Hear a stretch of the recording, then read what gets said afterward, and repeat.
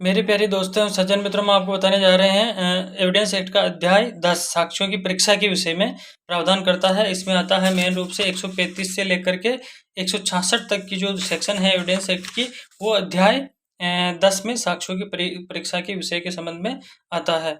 तो बढ़ते हैं इसी क्रम में आगे। संक्षेप में हम आपको बता पाएंगे तो CRP सेक्शन 135 साक्ष्यों के पेशकरण और उनकी परीक्षा का क्रम। 136 न्यायाधीश साक्ष्य की ग्राह्यता के बारे में निश्चय करेगा। और बढ़ते हैं इसी क्रम में आगे।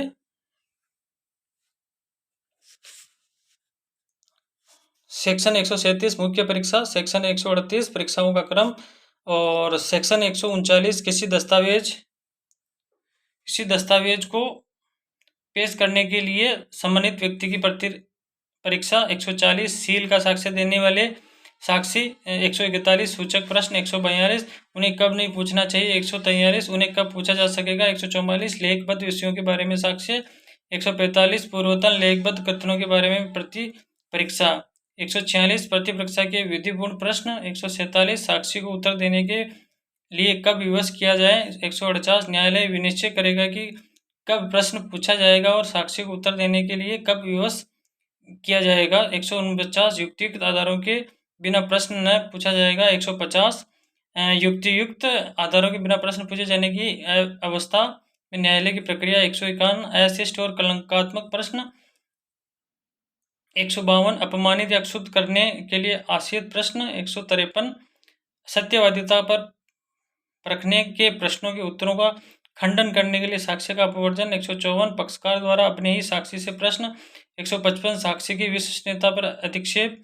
156 सुसंगत तथ्य के साक्ष्य की संपुष्टि करने की प्रवृत्ति रखने वाले प्रश्न ग्राह्य होंगे। 157 उस तथ्य के बारे में पश्चातवर्ती अभी साक्ष्य की संपुष्टि करने के लिए साक्षी के पूर्ववर्तन कथन साबित किए जा सकेंगे।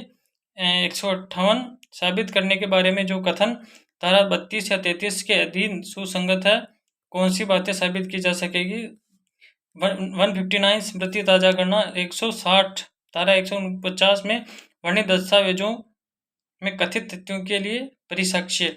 161 स्मृति ताजी करने के लिए प्रयुक्त लेख के बारे में प्रतिपक्ष का अधिकार। 162 दस्तावेजों का पेश किया जाना। 163 मंगाई गई और सूचना पर पेश की गई दस्तावेज का साक्ष्य के रूप में दिया जाना। 164 सूचना पाने पर जिस दस्तावेज के पेश करने से इनकार कर दिया है उसको साक्ष्य के रूप में उपयोग में लाना।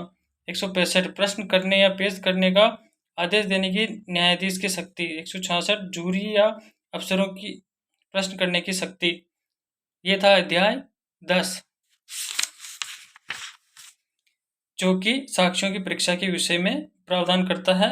एविडेंस एक्ट का अध्याय 10 साक्ष्यों की परीक्षा के विषय में प्रावधान 135 से लेकर के इसमें 166 तक की सेक्शन आती है एविडेंस एक्ट 1872 की। थैंक यू दोस्तों, बने रहिए हमारे साथ, सब्सक्राइब करना न भूलें।